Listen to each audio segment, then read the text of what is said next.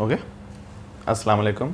आज हमने second year physics का चैप्टर 12 का 8th लेक्चर स्टडी करना है, जिसमें हम क्या पढ़ेंगे, गाउस लॉ।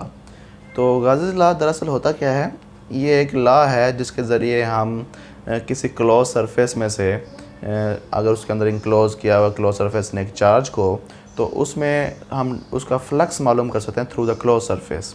तो फ्लक्स मालूम कर सकते हैं और उस सरफेस किसी पॉइंट के ऊपर तो हम उसकी इलेक्ट्रिक इंटेंसिटी भी मालूम कर सकते हैं चार्ज की। ठीक है, तो कि कितनी इलेक्ट्रिक इंटेंसिटी है और कितना इस सरफेस में से टोटल फ्लक्स पास हो रहा है। ठीक है, तो अब हम देखते हैं कि गाउस लॉ होता क्या है। अगर इसको समझने से पहले हम थोड़ा पिछला टॉपिक का रिव्यू कर लें, तो फिर क्या करेंगे। तो हमने पढ़ा था कि अगर कोई क्लोज सरफेस है, उसमें एक पॉइंट चार्ज, एक यूनिट चार्ज रखा हुआ है हमने, तो उसमें उसका जो फ्लक्स होगा वो क्या था, Q ओवर एप्सिलॉन नॉट। क्या था? Q क्या था? एक सिंगल चार्ज था, पॉइंट चार्ज था बेटा। ठीक है, तो पॉइंट चार्ज की वजह से जो फ्लक्स था क्लोज सरफेस में, कौन से सरफेस में बेटा? सरफेस शुड बी क्लोज होनी चाहिए। तो उसका जो फ्लक्स था वो था बेटा Q ओवर एप्सिलॉन नॉट। ठीक है, तो Q था charge enclosed by the body, close body, and epsilon not is the permittivity of the free space बेटा। ठीक है, तो यानी कि अगर वो मीडियम होगा तो फिर इसकी वैल्यू थोड़ी सी चेंज हो जाएगी। अब गाउस लॉ क्या है? गाउस लॉ कहता है कि अब ज़रा देखो, ये हमारे पास एक क्लोज सरफेस है। ये क्या है? पहले हमने पिछले टॉपिक में क्लोज सरफेस ली थी, उसमें एक चार्ज को स्टोर किया था। उसके इनसाइड कितना चार्ज था बेटा? एक पॉइंट चार्ज था। इसके अंदर अब हमने n नंबर ऑफ चार्जेस रखे हैं। क्या रखे हैं बेटा? इन तमाम चार्जेस की वजह से हमने इस क्लोज सरफेस के थ्रू से गुजरने वाला फ्लक्स मालूम करना है बेटा। बात समझ आ गई? तो फ्लक्स कैसे मालूम करेंगे? इसका टोटल चार्ज मालूम कर लेंगे। क्या कर लेंगे बेटा? टोटल चार्ज मालूम कर लेंगे। तो टोटल चार्ज को इसके जो दरमियान में मीडियम है या फ्री स्पेस है, उसकी परमिटिविटी से क्या कर देंगे, रेसिप्रोकल लेके मल्टीप्लाई कर देंगे। बात समझ आ गई? या इस तरह से करेंगे कि हर एक चार्ज का अलग से फ्लक्स मालूम करेंगे। इस चार्ज की वजह से इस सरफेस में से कितना फ्लक्स पास हो रहा है, इस चार्ज की वजह से कितना, इस चार्ज की वजह से कितना, डिफरेंट चार्जेस की मदद से हम उसका फ्लक्स मालूम करेंगे। बेटा बात समझ आ गई? तो उन सबको क्या कर देंगे, इन द एंड ऐड कर देंगे। समझ आई? तो अब ज़रा देखो हम क्या डेफिनेशन करते हैं कि गाउस लॉ क्या है कि टोटल फ्लक्स किसके through a closed body, closed surface is equal to the 1 over epsilon naught, 1 over times of total charge enclosed by a closed body, by a closed surface। ठीक है, this statement is known as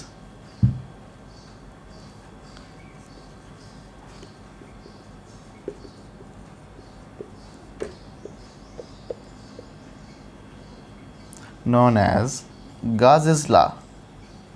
इसको क्या कहते हैं बेटा? Gauss law कहते हैं बेटा। ठीक है, तो अब ज़रा देखें, हम इसकी डेफिनेशन पे गौर करते हैं। ये बेटा टोटल फ्लक्स होता है। क्या होता है? किसके थ्रू? एक क्लोज सरफेस। कौन सरफेस के थ्रू बेटा? याद रहे कि ये गाउस लॉ फ्लैट सरफेस के ऊपर अप्लाई नहीं होता बेटा। ठीक है, और फ्लैट सरफेस का मतलब ओपन सरफेस। अगर किसी चीज़ के, इस टेबल के ऊपर हमने चार्ज रख दिया है, तो इसके ऊपर गाउस लॉ अप्लाई नहीं होगा।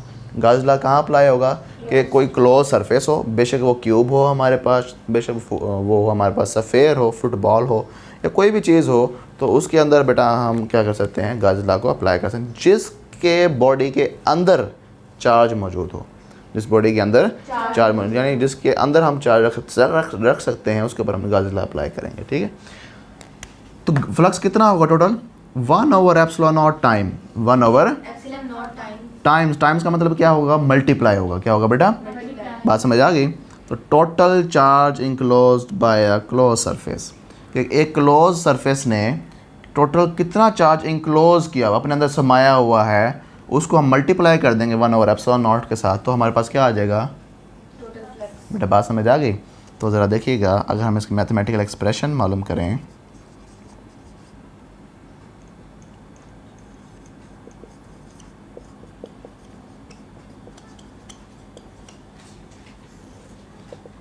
तो बेटा वो क्या होगी कि phi is equal to 1/ε0 times का मतलब क्या होता है, मल्टीप्लाई, ठीक है। Total charge enclosed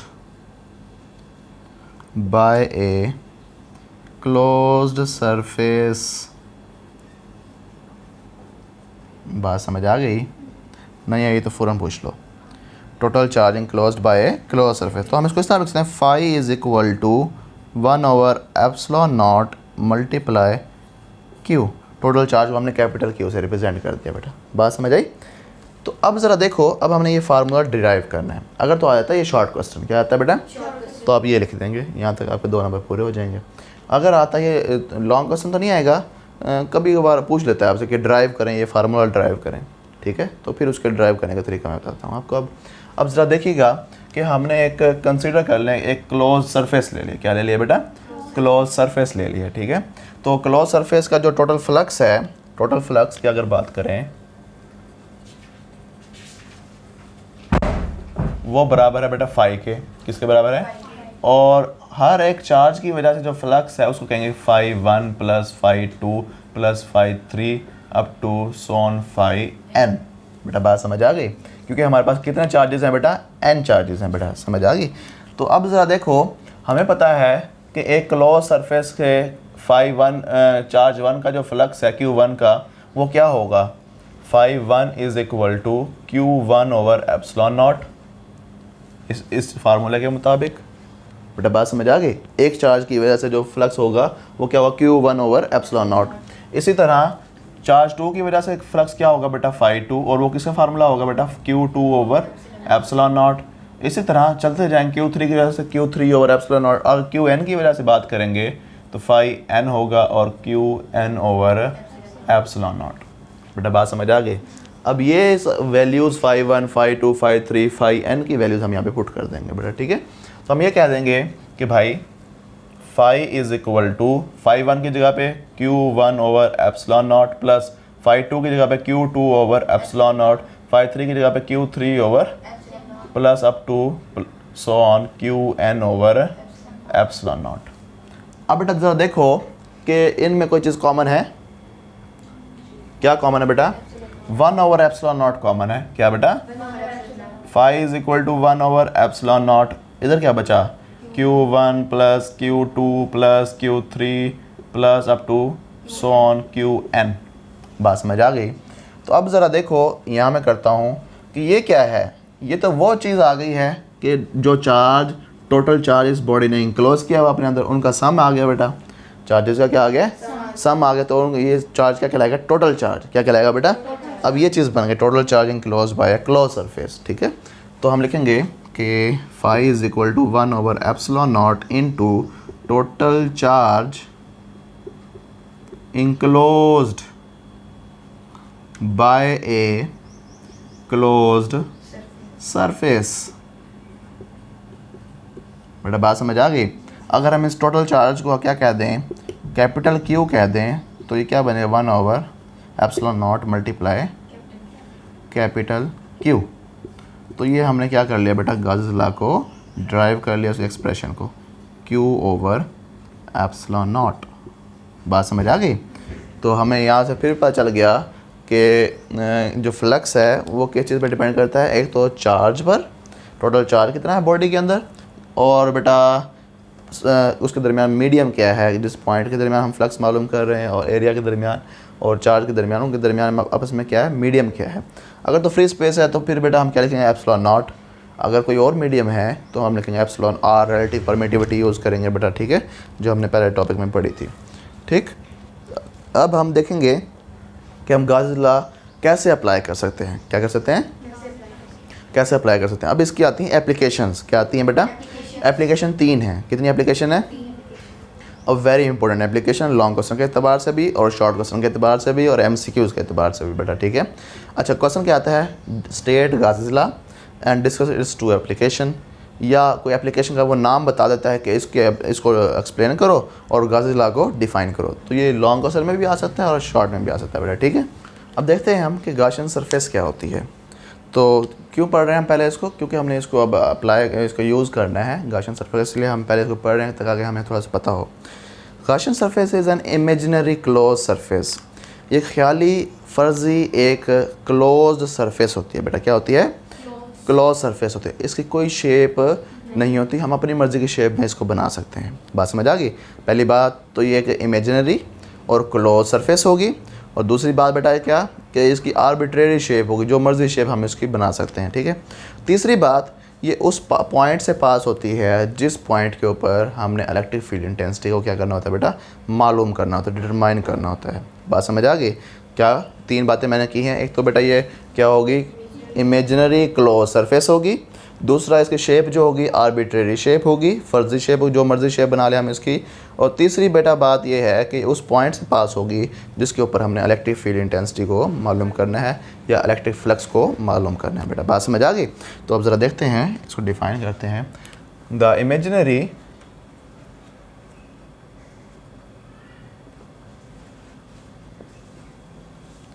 closed surface of arbitrary shape, इसकी शेप क्या होगी बेटा, आर्बिट्रेरी होगी, ठीक है। Arbitrary shape which passes through the point at which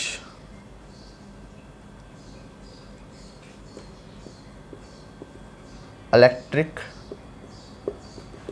field intensity is to be measured, ठीक है। ये क्या होती है बेटा, एक इमेजिनरी क्लोज सरफेस होती है। क्या होती है, क्लोज सरफेस होती है, और आर्बिट्रेरी शेप, इसकी कोई भी शेप हो सकती है, हम अपनी मर्जी की शेप में इसको ढाल सकते हैं। तो इसी स्पेसिफिक बात क्या है, पासिस थ्रू, ये उस पॉइंट से पास करती है जिस पॉइंट के ऊपर हमने इलेक्ट्रिक फील्ड इंटेंसिटी को क्या करना होता है बेटा, मेजर करना होता है, मालूम करना होता है। बात समझ आ गई। तो ऐसी सरफेस को हम क्या कहते हैं, गॉसियन सरफेस होती है। ये कोई सरफेस होती नहीं है, हम इसको इमेजिन करते हैं। क्या करते हैं बेटा, इमेजिन करते हैं, ठीक है। अब हम पढ़ते हैं स्टेप्स to find electric या to apply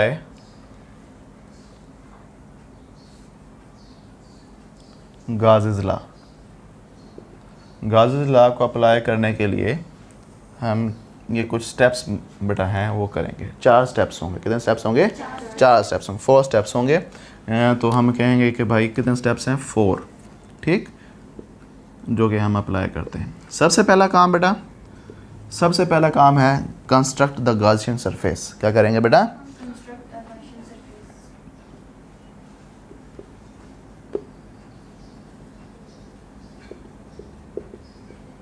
सरफेस, ठीक। दूसरा नाम बेटा, दूसरा काम क्या करेंगे कि क्लोज सरफेस होगी जिसके थ्रू हमने क्या मालूम करना है, इलेक्ट्रिक फ्लक्स मालूम करना है।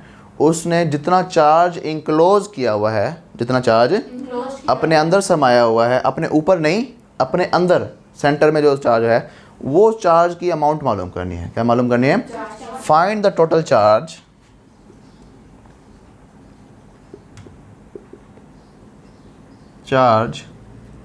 enclosed by a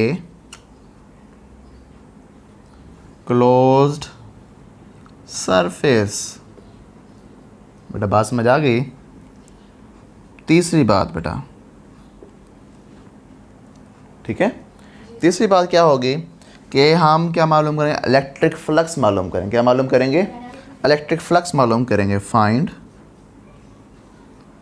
electric flux through the close surface. कौन सा फार्मूला लगाएंगे? Phi is equal to E dot A, phi is equal to E dot A. बेटा बात समझ आ गई? चौथा पॉइंट बेटा हम क्या करेंगे? Apply the Gauss's law. फिर हम ये काम करके फिर गॉसेस लॉ को क्या करेंगे? अप्लाई करेंगे। किस चीज़ के लिए? To find the electric field strength, to find the electric field strength. Apply the Gauss's law to determine the electric field strength।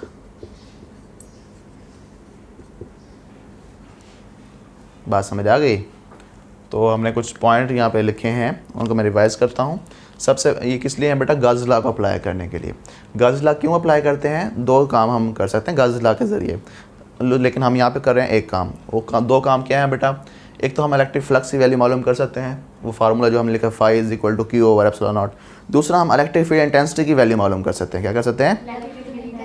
तो यहाँ पे जो एप्लीकेशन हमारे पास है वो हमने इलेक्ट्रिक फील्ड इंटेंसिटी मालूम करनी है गॉसेस लॉ को यूज़ करते हुए। बेटा बात हमारे 3 एप्लीकेशंस हैं, तो हमने इलेक्ट्रिक फील्ड इंटेंसिटी मालूम करनी है। ठीक, पहला काम क्या करेंगे? Construct the Gaussian surface. Gaussian surface हमने ऊपर पढ़ी है, एक इमेजिनरी सरफेस होती है ऑफ आर्बिट्रेरी शेप, जो किस पॉइंट से पास होता है, जिस पे हमने इलेक्ट्रिक फील्ड इंटेंसिटी को मालूम करना होता है। दूसरा पॉइंट बेटा क्या है? कि टोटल चार्ज मालूम कर लो जो इतना बॉडी ने इंक्लोज किया हुआ है। तीसरा पॉइंट कि टोटल इलेक्ट्रिक फ्लक्स मालूम कर लो किसी भी सरफेस के क्लोज सरफेस के थ्रू, और उसका बेटा फार्मूला ये वाला अप्लाई करेंगे।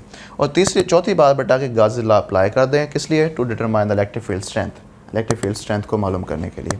बात समझ आ गई?